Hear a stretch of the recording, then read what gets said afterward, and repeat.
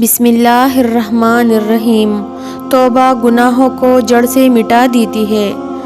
استغفر اللہ دل سے نکلے ہوئے یہ الفاظ ہزاروں گناہوں کو بھی مٹا دیتے ہیں۔ توبہ میں تاخیر نہ کرو کیونکہ موت اچانک آ جاتی ہے۔ استغفار ربڑ کی طرح ہوتا ہے جو آپ کے گناہ مٹا دیتا ہے۔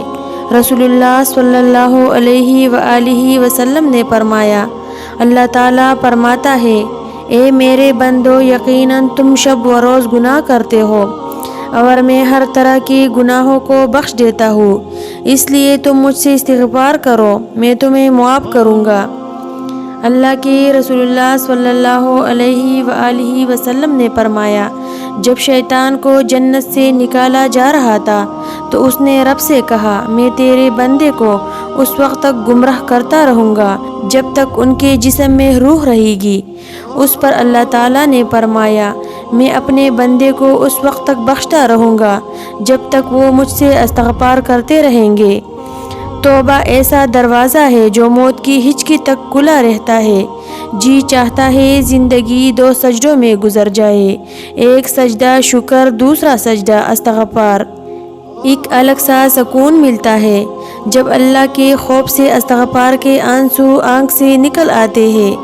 جو شخص پابندی سے استغفار کرتا ہے، اللہ تعالیٰ اس کے لیے ہر تنگی سے نکلنے کا راستہ بنا دیتے ہیں، ہر غم سے اسے نجات عطا فرماتے ہیں جہاں سے اس کو گمان بھی نہیں ہوتا۔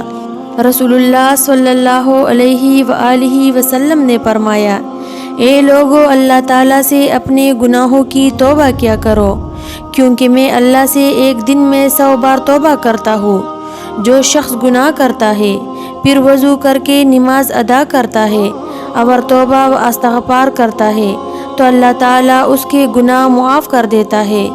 رسول اللہ صلی اللہ علیہ وآلہ وسلم نے فرمایا، جس آدمی نے استغفار کو لازم کر لیا، اللہ تعالیٰ اس کو ہر تنگی سے نکال دیں گے، اس کے ہر غم دور کر دیں گے اور اس کو ایسی جگہ سے رزق عطا فرمائیں گے جہاں سے اس کو وہم و گمان بھی نہ ہوگا۔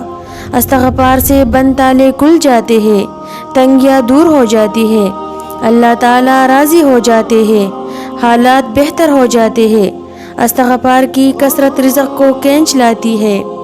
جو شخص استغفار میں لگا رہے، اللہ اس کے لیے ہر دشواری سے نکالنے کا راستہ بنا دیں گے، ہر فکر کو ہٹا کر کشادگی فرمائیں گے، ایسی جگہ سے رزق دیں گے جہاں سے اس کو گمان بھی نہ ہوگا۔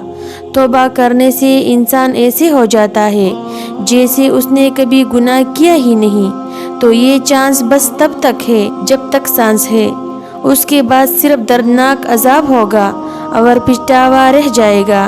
اللہ تعالیٰ اپنے بندے کی توبہ اس وقت تک قبول کرتا ہے جب تک کہ موت کے وقت اس کے گلے سے خرخر کی آواز آنے لگے۔